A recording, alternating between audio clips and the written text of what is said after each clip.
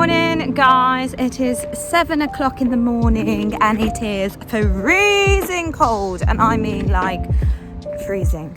Yeah, it's -1. I mean, I'm cold all the time, but I'm in my fluff. So I'm running a little bit late today because I thought we could fly to Solihull and skip all the traffic, and it take like no time at all. So it's not going to take that. So anyway, I'm going to go make the feeds now. I'm not going to vlog much this morning, but nothing to see anyway. So yeah, I'll see you in a bit.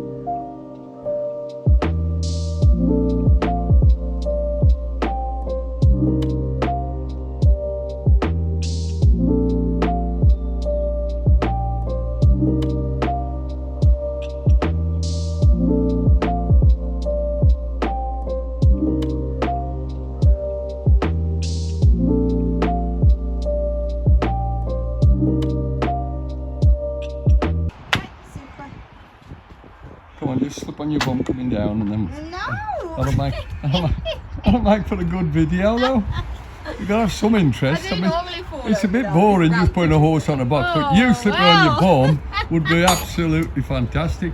I'm not slipping on my bum. Now I'm worried.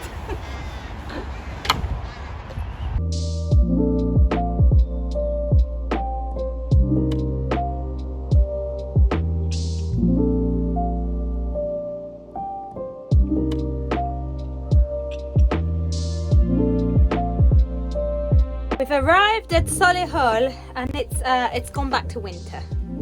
It's freezing cold, it snowed on the way here, and we've just found out we're not indoors. I know, it's terrible. Anyway, I didn't tell you what I was doing earlier, but we are riding the Pre-St. George today. Just a straight one, I'm afraid. No music, no cowboys, bit boring, I know. But he's got to get some points in the straight so we can go to the area festival. So I'm just gonna have a look over at my test now. And then what I will do is a voiceover, because I know you guys like the voiceovers, especially for the straight tests. So I'll do a voiceover for the straight test so you can see what I'm thinking, apart from I'm gonna catch hypothermia, which is the main thing that I'm thinking. Anyway, I will see you shortly.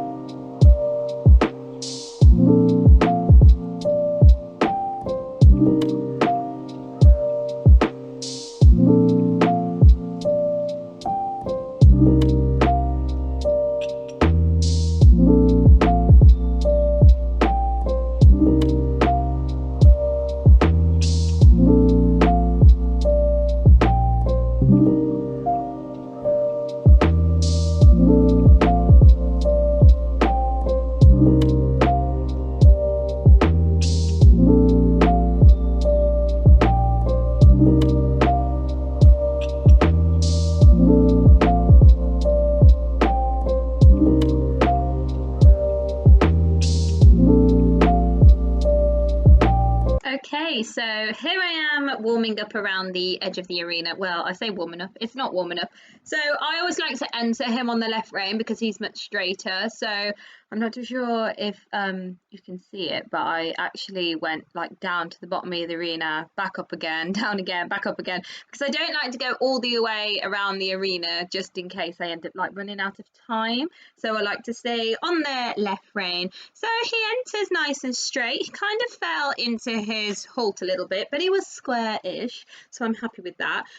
What I felt throughout the whole of this test was he was a little bit on the forehand, and I'm not too sure. He's not normally like that, so I'm not 100% sure why I was like that. But anyway, you'll notice that throughout the test. So as I come into the corner, I do a little half halt, then soften my rein, put my leg on a little bit more, and he tends to go into a extended trot. There he wasn't actually as expressive as he can be. Over this top end, I like to make sure I'm giving him the rein so his neck is going out. I never like them to have too much of a short neck, which leg he can do. So I always make sure that at the top of the school I try and give him the rein a little bit. So shoulder in into an 8-meter circle. Make sure that you don't hit the center line, which I always daily do because I'm on a bus.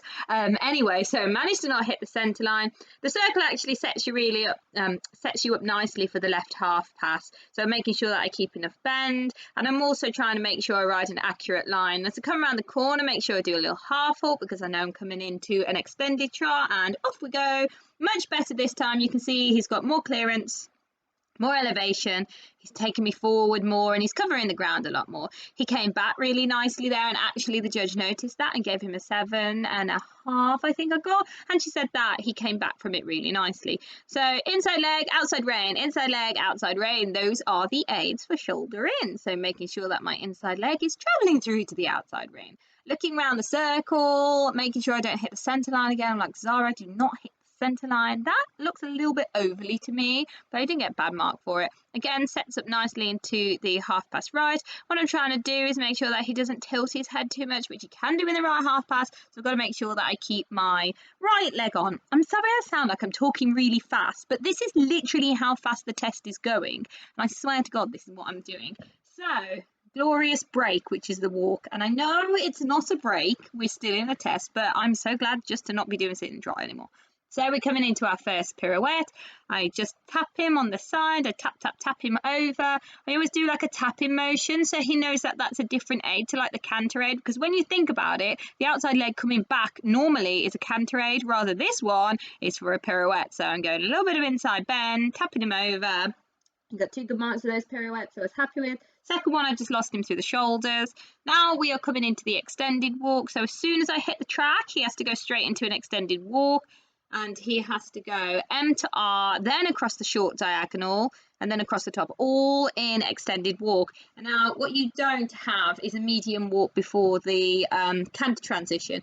So you actually have to keep him extended walk all the way up until you get into the canter. But as soon as I get straight, I start to think about shortening my reins up, preparing him for the canter transition. And I always just like to let him know by just touching the reins a little bit and say, come on, I need you with me now because we're going to go to canter. Then my right leg comes back and into canter. And he got a 7 for that because, as you saw, he did it really nicely. Now I'm coming into my zigzag, so I have to make sure that I ride really super deep into that corner again, because when you're on a really big horse, the corner to X seems really close. I know he's opening his mouth a little bit there, but again, he was a little bit on the forehand. So I'm not too sure. I'm going to investigate that a little bit more. Into the next part of the zigzag with a change. Went a little bit crooked in that change, but you'll notice in a minute that that was my issue with this test, was having some crooked changes.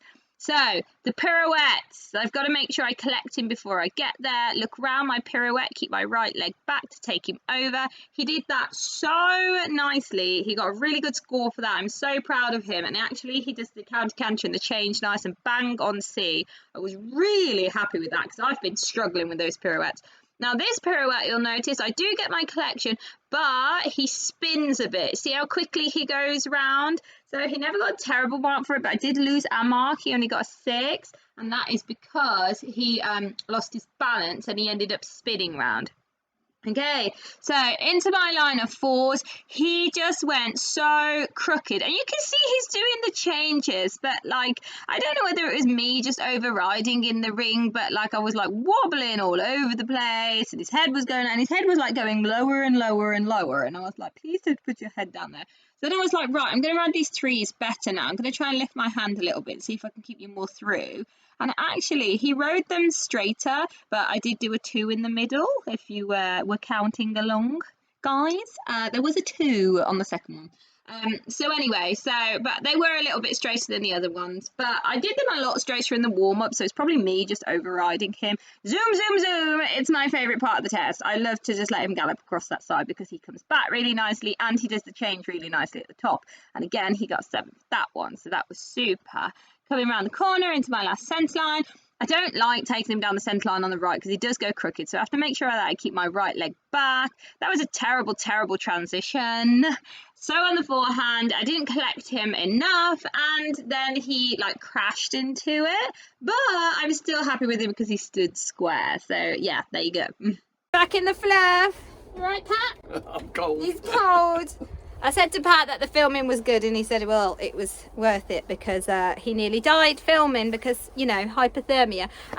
Not our best test, as you can see. For some reason in the canter work, he was like really diving. Ooh, I'm going really close. He was really like diving under, like tucking his head under in the changes, which meant that we lost connection through the back end, which meant that he wasn't always on the aids, which made it very hard to ride. But to be fair, last week he had a bit of a bad reaction to a vaccination, meaning that I haven't rode him as much as I normally do. Normally I do like a hard work day, then a stretch day, then a hard work day, then an easy day, but my routine this week has been a little bit off, and he still doesn't feel absolutely 100%. I mean, I'm done hard about coming today, but I just thought it'd be nice to get the mileage. But he doesn't feel poorly or anything. He's finding himself, as you can see in the test. But obviously, because we haven't practiced the changes as much, he's not absolutely on the aids today. But at the end of the day, they are just horses, and this is why I'm really, I'm always happy to show you when things don't always go right, because obviously at our last competition he did a super clear round in the PSG and got 70%, which was a massive mark. But today, we've had a bit of a bad week, weather's a bit colder, and sometimes things just don't line up and you don't do as well of a test. But it's not the end of the world. It's just one test. It's just a sandpit and you're just playing with your horse. So it's not the end of the world. Anyway, I haven't got the marks yet. I'm going to go up and get them. I'm guessing like 62. Pat thinks a bit more than that, but I don't.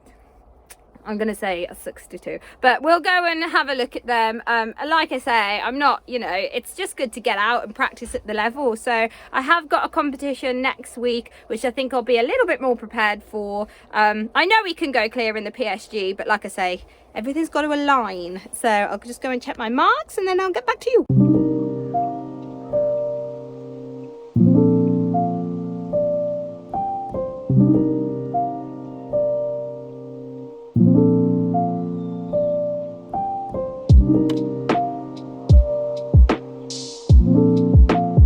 So that is us done for today. Leggy ended up on a score of 63.5%, which is actually more than I gave him, so credit to that. And it was with a Grand Prix List 1 judge, so that's amazing really, because there were mistakes in there. And like I say, animals are not robots, so stuff doesn't always go to plan every time. He definitely wasn't feeling his absolute best, so I know for a fact that's probably why he he made some of those mistakes, which he doesn't normally make, which I'm really just like, he's fine.